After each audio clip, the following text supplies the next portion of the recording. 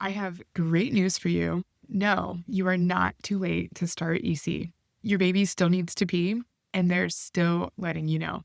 If you've been wondering whether you are too late, or your baby has forgotten how to signal, or this will no longer work for you, and you are cruising past 6 months, maybe your baby is mobile already, they're crawling, maybe they're even cruising or even walking. Maybe you have an 18-month toddler on your hands. Listen, mama, today's episode is exactly for you. Hello and welcome to Held and Heard. This is a podcast for pregnant and postpartum mamas who want to feel more connected to their babies and more confident in themselves. Here, we talk about elimination communication and infant potty learning as a way of listening, not as something to add to your plate, but as a way to better understand what your baby has been communicating from the very beginning. This is a place where you learn to trust your baby and yourself. I'm your host, Heather Medlin, mother of 3, infant potty learning educator, and founder of Ready from Birth, where I guide postpartum mamas through every stage of early potty learning, from birth to toilet independence. Each week, I'll help you slow down, tune in, and discover just how aware and capable your baby already is, so you can meet them with confidence instead of doubt. Your baby is communicating, and you are capable of listening. Let's get started. I know there are so many of you out there who have the best intentions. You hear about EC, you want to get started early, you want to get started from birth, and then life happens. Postpartum knocks you on your booty. You're exhausted. Maybe your baby is having some other kinds of problems, other health problems, or you're having some health problems postpartum, or maybe you're just surviving. Whatever the reason, it doesn't matter. You don't have to beat yourself up over it. You don't have to feel guilty because you didn't start when you meant to. You are in exactly the right place at the right time, and now is just as good as any to get started. And I'm going to show you exactly how to do that in today's episode. Because again, your baby still has to pee. They still have to poop. It's going to keep coming day in and day out. So you're not too late. It's never too late to start listening to your baby. So in this episode today, I'm going to give you a simple 3-part framework for you to get started with your baby whenever and wherever you're at. And listen, when I was first starting EC and I first heard about this, my oldest was already 15 months. I had missed the window by 15 months. And I heard about it on a podcast, and I initially thought, wow, this is exactly what I want to do. This is in alignment with my values. This matches our cloth diapering mindset that we're already doing. I'm all about it. I'm all in. I bought the book. I bought the potty. I was ready to go. And full stop. My baby wanted nothing to do with it. He was like, what is this plastic thing that you're trying to get me to sit on? No, thank you. And he refused. And so I didn't know at the time what to do. I didn't know how to troubleshoot that.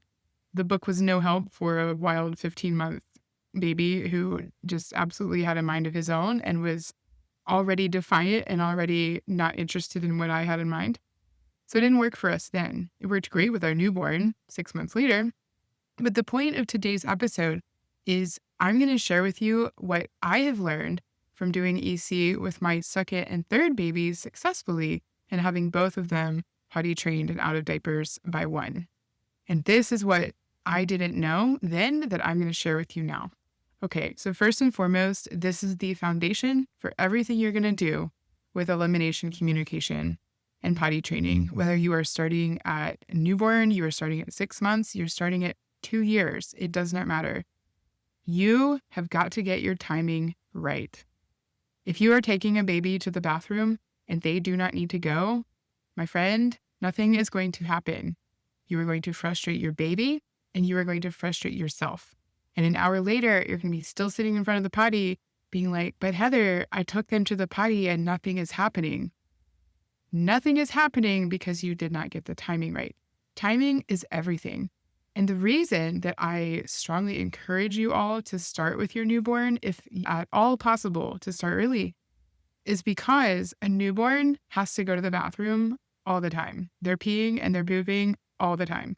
Every time you breastfeed, every time you feed them, they got to go. And Then they're probably going to go again 15 minutes later. So there are so many opportunities that it's really easy to simply offer at every single diaper change, and you're probably going to get something or many somethings. So it's very easy to get started with a young baby. For the pre-crawling months prior to ditching the diapers, you want a diaper that protects your baby's sensitive skin and provides feedback and a sensation of wetness, especially if you're doing EC. Hero is the perfect combo. It's made of blanket soft, unbleached wood pulp, no gross plastic gel that you find in conventional diapers, and it's free of the toxic bromothol blue, that wetness indicator strip that often turns from yellow to blue. And it has a slower wicking core that both pulls moisture away and lets your baby know that something happened. The best part, Hero developed some earth-friendly sidekicks that come with plastic-eating friendly fungi that literally break down the entire diaper, pulp, plastic, poop, and all, in the landfill in a matter of months, not 400 years like conventional diapers. If you want to try the most sustainable, EC-approved diaper on the market, visit HeroDiapers.com and use the code READYFROMBIRTH for a lifetime discount on your Hero subscription. You are going to love it. But with the method that I teach in Ditch the Diapers, you won't need them for long. But with a mobile baby, like what you have, because you're listening to this episode, your baby is already consolidating their pees and poops. They might only be pooping once or twice a day. They might be pooping once every few days. And they might be able to go an hour, 2 hours between pees. And so it can really start to feel like you're looking for a needle in a haystack, trying to figure out when your baby needs to go to the bathroom. And if you haven't responded to their signals previously, it may start to feel like they're not signaling at all. Because in truth, they probably aren't, at least not intentionally. The really obvious loud signals that a newborn has are going to start to fade by about 3 months if you don't respond to them, simply because you're showing them that this is not important information that they need to be paying attention to. If you're not paying attention to it, they don't need to pay attention to it either. And they're naturally going to start to show you less and less as they get older and they don't have a response. But that doesn't mean they're not signaling. It just means they're not doing it on purpose.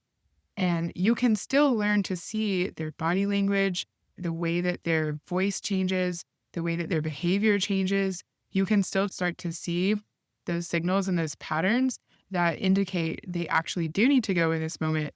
And then the more you respond to that correctly and you get them to the potty at the right time and they're able to go in the potty, they're going to start learning, oh, this is important information. I can start letting mama know. And it's going to get easier and easier over time. So you can absolutely reactivate an obvious potty signal once you start to recognize the subtle ones that are happening behind the scenes.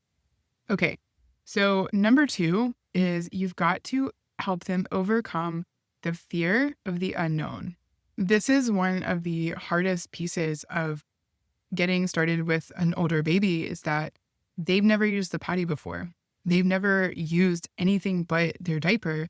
And so when you start taking it off and you're asking them to do something different, to sit on the potty or for you to hold them over the toilet or just simply go away from their diaper, away from their body, it feels different. It is different. They've never done it before.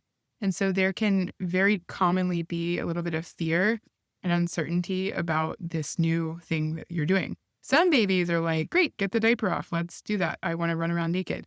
But many babies have not had that opportunity and spend most of their time in a diaper. And they're going to be naturally a little bit confused and potentially fearful when you try to do something different. So an easy way to overcome that fear is just give them diaper-free time. Let them run around naked outside. Let them run around naked in your house. Pull your rugs up because you're probably going to have an accident on the floor, and that's okay. Be prepared for that, but allow that to be okay. And if you don't want them to have an accident in your house, by all means, just go outside. It's summertime here in the Northern Hemisphere. So let them run around naked in the backyard.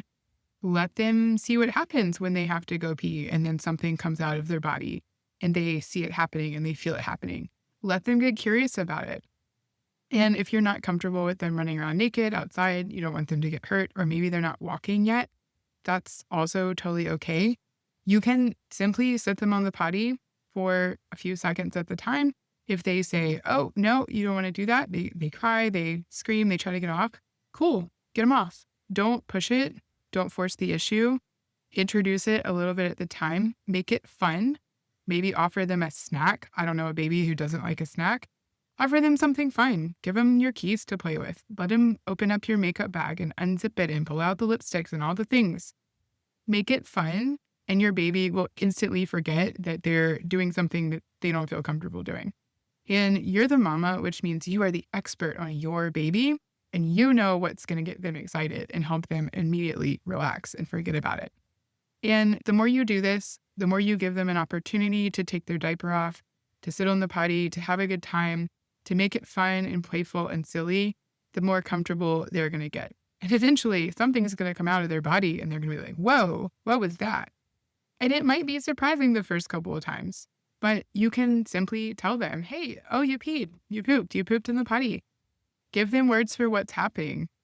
Reiterate that every time it happens. They will get comfortable with this, even though it's new. But again, you have to get the timing right. If you're offering the potty and they don't need to go, it is going to be confusing for them. It is going to get frustrating, and you're going to be creating resistance instead of tearing it down. So fundamentally, remember, you've got to get the timing right.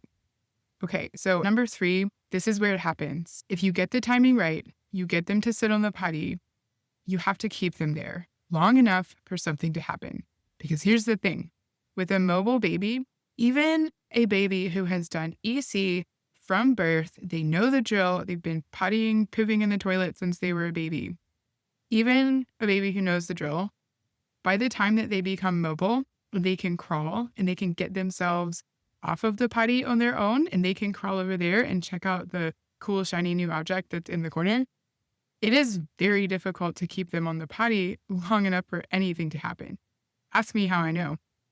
So poop sometimes can take a few minutes to come out, especially if your baby is even slightly constipated. And it's not always just going to happen right away the moment you sit them there. Sometimes it will if you get really dialed in on your timing, which I'm pretty good at the timing part. And so it is always amazing to me when my baby is signaling, I take them to the potty, he sits down, and it's just like, boom, poop, done, we're off to the races. And those are great when that happens, but it doesn't always happen that way, especially if you're just getting started with this. So be prepared to need a few minutes. Give them 3 minutes to sit there if you think that they need to poop, and let there be time for something to come out. So how do you get your highly mobile, independent baby to sit there? Again, you've got to engage them with something that you know that they're interested in, that you know is going to get them excited and enjoy sitting there. Plus, there's got to be the novelty aspect of it. You cannot use the same toy that you used last week over and over and over again because they're going to get bored. So this can be a little bit challenging, but you're creative, you're super smart, and I know that you can figure this out. Some ideas that I have used in the past that have worked really well for us. My older daughter, my first EC baby, she loves Band-Aid. I think she's going to be a nurse when she grows up. She told me this the other day. She actually said, I think I want to be a doctor. And my husband was like, but doctors don't put on the Band-Aids. And she goes, oh yeah, you're right. I want to be a nurse. She loves the Band-Aids. So I would literally give her a Band-Aid at a year old, and she would just sit there and like peel apart the wrapper and peel apart the little white pieces that are on the sides of the Band-Aid. And girlfriend could sit there with a Band-Aid for 5+ minutes, easy. And I finally just bought her her own box of Band-Aids to play with. And they sat there in the bathroom beside the potty, and that's what we did. Both of my babies love to read a book with mama, especially a book that they're familiar with, that they recognize. And so we will read Going on a Bear Hunt over and over and over again, Peter Rabbit, all the good ones. And so having a book there that you know that they enjoy, especially bonus points if it's one of the lift the flap books where they have to engage with it and pull the flap up. Yeah, you know, you have them. Find a book that they love. Songs are great if you are out and about and you don't have a book or you don't have all of these things with you. You can just sing a song or do a song with hand signs like Itsy Bitsy Spider or Pat a Cake, anything like that that's engaging that your baby enjoys.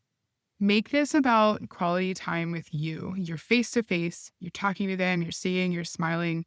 They're going to forget about potty time because they're with you. And so finding ways to engage them here is really important. A toy, your car keys, but also be warned, I warned you, do not give them anything that you do not want to lose into the toilet or the potty. Again, ask me how I know. It may fall in, so maybe not your car keys, but anything that you are willing to let them just play with that's safe, obviously, and engage them for a few minutes. You really only need about 3 minutes. You do not ever need to sit a baby on a potty for more than 3 minutes. If nothing is happening, they do not need to go, I promise. You will also see them relax if they need to go, especially once your baby gets comfortable with the potty. If they need to go and you've gotten the timing right, you will see them kind of relax. Like, you don't have to hold them there. If you're trying to hold your baby on the potty and force them to sit and they're trying to get up and run away, let it go. They don't need to go right now. If your baby does need to go, they're going to relax. They're going to be willing to sit because they need to go. And obviously, once you get past the initial fear of sitting down, once you get them seated, they should be able to sit there by themselves without you needing to do anything or force them or make it happen. And you'll also notice that your baby may start to grunt. They may pass gas if things are on their way. If you're not seeing any of those signs, they probably don't need to go. And that's okay. You're not wrong. You didn't fail. You just try again next time. Learn from what this moment has taught you. Learn from the timing or lack thereof that has happened and adjust next time. The beautiful thing about elimination communication is that you are going to have opportunities to practice this day in and day out, like 10 plus times a day for the first full year and a half of your baby's life. Eventually, they're going to start doing this themselves and you're no longer going to be engaged in the middle of it. But while you're doing this with your baby, there are so many opportunities to practice, to learn from yesterday's mistake, or to learn from yesterday's, oops, I thought I saw a signal, but by the time we got there, she was already wet. Or I thought it was a signal, but we got there and he didn't need to do anything. That's okay. It's all information. It's all data, and you can apply it and continue to learn with your baby. Allow your baby to teach you what is a yes and what is a no. I promise you they will. I promise you they're communicating. And the more you practice this, the clearer it will become. All right. If you need help figuring out what your baby's signals are, I have an awesome program that you can jump into. It's very inexpensive. It's called the First Catch Weekend. It runs every weekend. And for $27, you will get 3 emails, Friday, Saturday, and Sunday, that will walk you through exactly what you need to know to get started and get your first catch in the potty. I'm going to teach you how to sit your baby on the potty, how to hold them correctly. You do not need any gear. You do not need any supplies.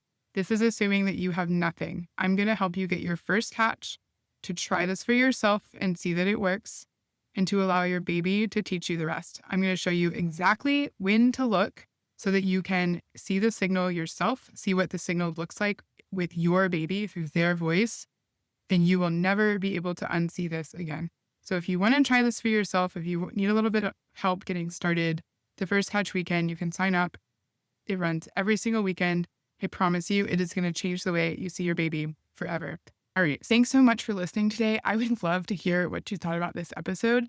If you would like to let me know how you're liking this content, if there are things you would love for me to talk about, questions that you may have, maybe you've tried this with your baby and you want to share a win with me, you can either DM me at readyfrombirth.ec on Instagram, or you can write to me at hello@readyfrombirth.com. Hope you have a wonderful week, and I will see you next time. Bye for now.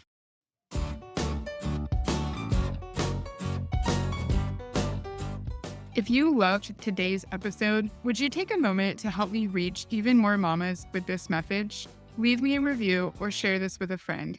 You can help even more families discover what's possible.